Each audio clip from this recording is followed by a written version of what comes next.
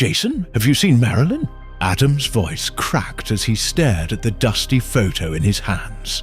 It had been 40 years, but her smile still haunted him. Jason sighed, placing a trembling hand on Adam's shoulder. Adam, it's been 4 decades. You need to let her go. But how could Adam let her go when she had vanished in front of his eyes? One moment she was there, standing by the old oak tree, laughing, and the next, gone. No trace, no scream, no struggle. I know what I saw, Jason. Adam's voice rose. She didn't run away. She disappeared like the air swallowed her. Jason didn't know how to respond. For 40 years, this conversation never changed. But tonight felt different. The news blared from the television. Breaking news.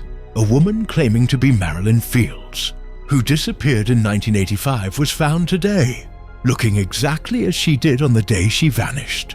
Jason's heart froze. Adam, you need to see this. Adam turned, eyes wide.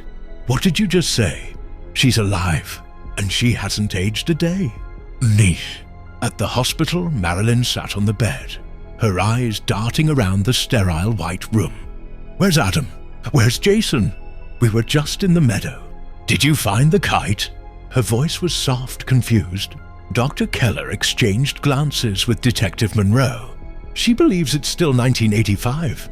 Detective Monroe stepped forward. Marilyn, do you know what year it is? She tilted her head, frowning. What kind of question is that? It's 1985, of course. The door burst open. Adam stood there, aged and fragile, but his eyes filled with tears. Marilyn, it's me. Her face lit up with joy.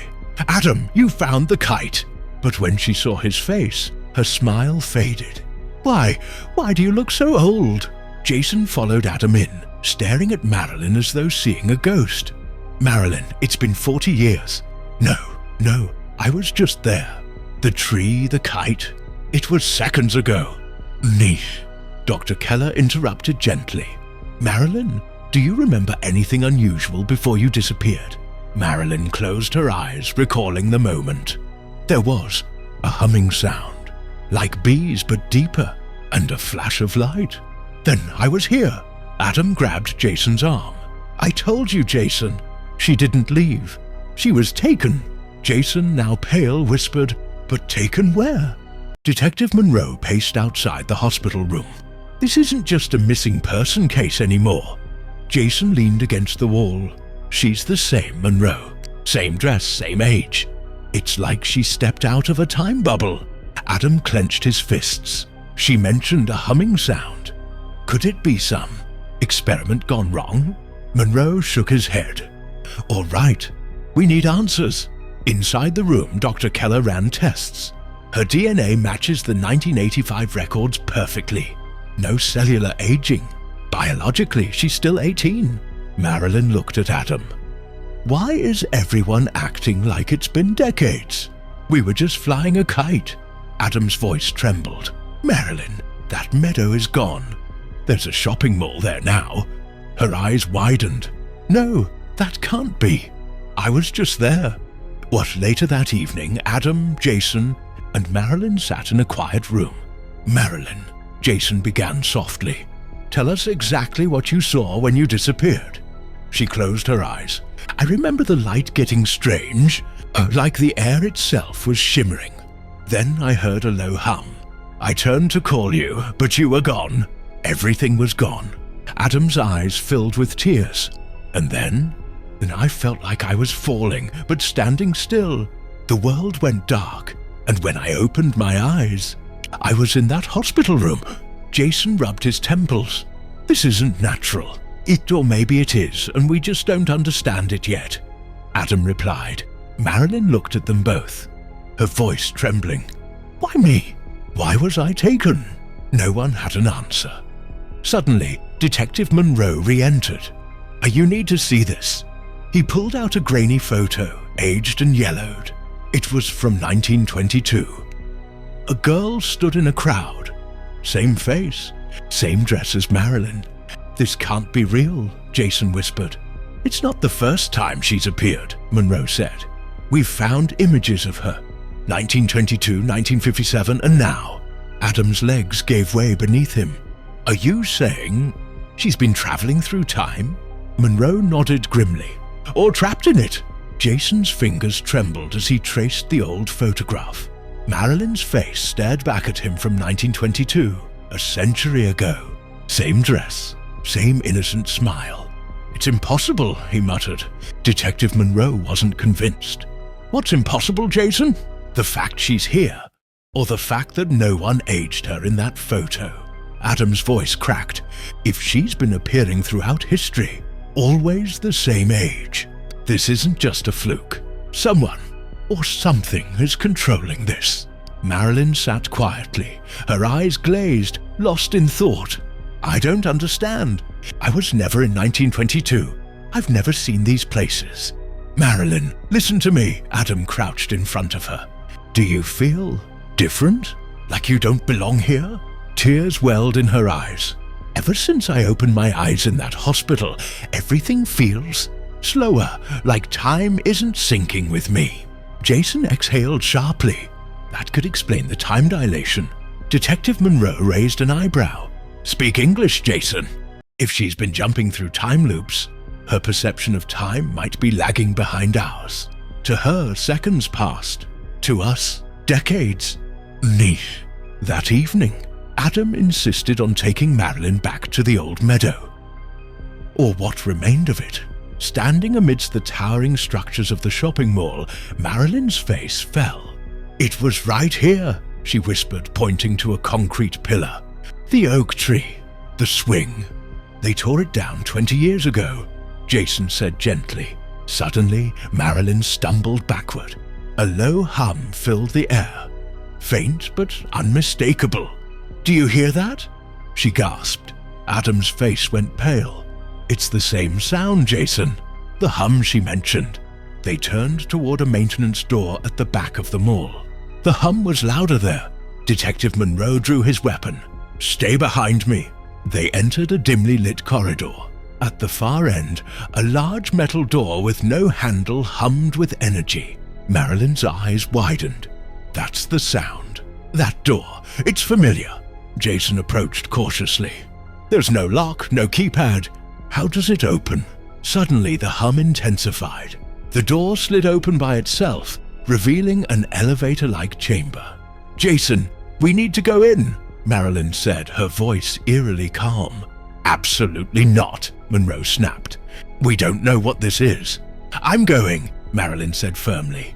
Adam grabbed her hand. Not alone. If you're stepping in there, so am I. The chamber bathed them in a soft blue light. As they stepped inside, the hum stopped. The door closed behind them with a hiss. What now? Jason whispered.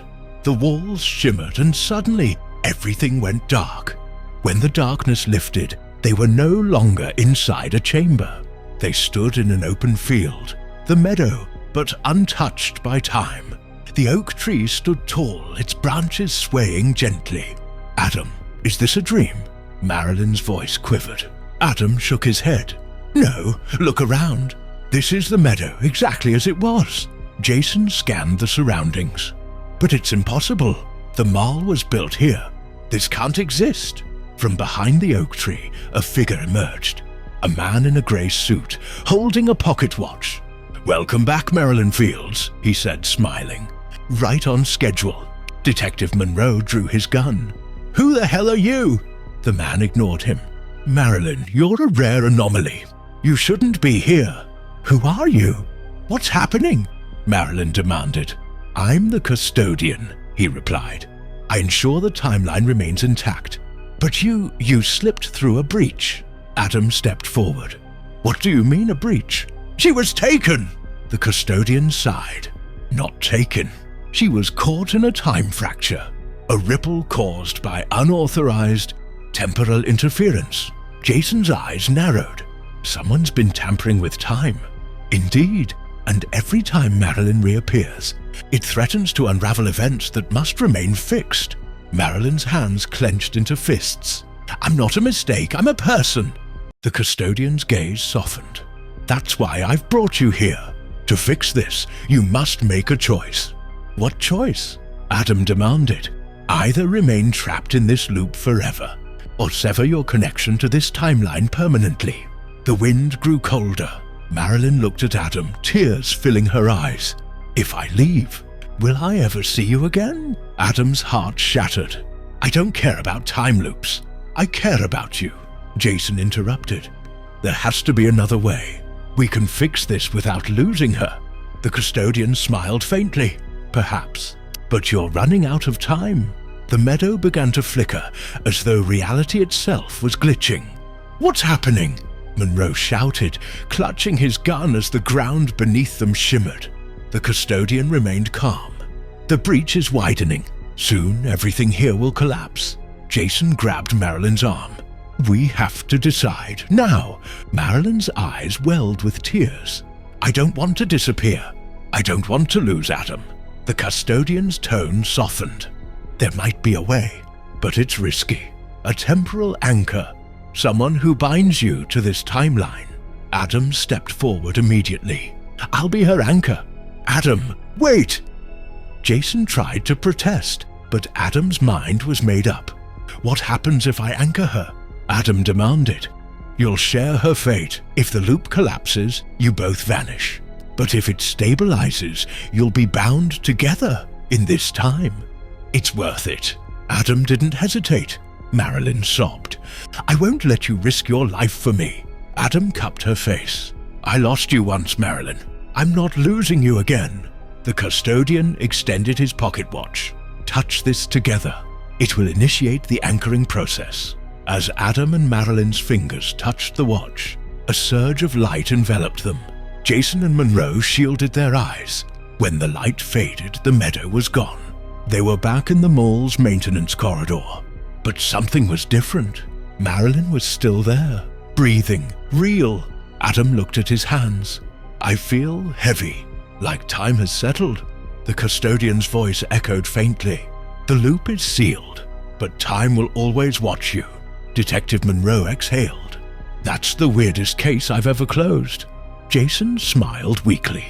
But we got her back. Marilyn turned to Adam, smiling for the first time without fear. We're home. The next morning, Marilyn sat silently on a park bench, staring at the sky. Adam approached, coffee in hand. You didn't sleep, did you? He asked gently. She shook her head. How could I? I've been gone for 40 years, Adam. I don't even know who I am anymore. Adam sat beside her. You're Marilyn Fields. That's all that matters. Jason joined them moments later, holding a folder. I pulled some records. Marilyn, you don't just appear in 1922. You also appeared in 1957, due to protest. There are photos of you. Marilyn's brow furrowed. But I was never there. I never lived that life. Jason sighed. That's the problem. It's like your presence echoes through time, but your memories stay here. What does that mean for her future? Adam asked. It means someone or something is still pulling the strings, Jason replied. Detective Monroe approached, holding a small device. I found this near the maintenance corridor. It's not from any tech we know. He handed it to Jason, who examined it. It pulsed with a faint blue light. Temporal stabilizer, Jason whispered. It's meant to hold open a rift temporarily. Marilyn's eyes widened. Then someone opened that rift intentionally. Monroe nodded grimly. We need to find out who. That evening, the group gathered at Jason's apartment. Maps and files spread across the table. Look at this pattern. Jason pointed to a timeline. Every appearance of Marilyn correlates with known temporal anomalies, unexplained lights, magnetic surges. Adam leaned in. So someone's been testing, using her as a constant? Exactly, Jason confirmed. But why her? Marilyn's voice trembled. I was at the meadow that day because I was angry. My parents were fighting. I ran off. Maybe it was random. Jason shook his head. No, temporal fractures don't happen at random. Suddenly Monroe's phone buzzed. He answered, listened, then looked up, pale. We've got another appearance. A girl in Chicago, same age, same face as Marilyn. And she just vanished again. The room fell into silence. It's starting again. Marilyn whispered.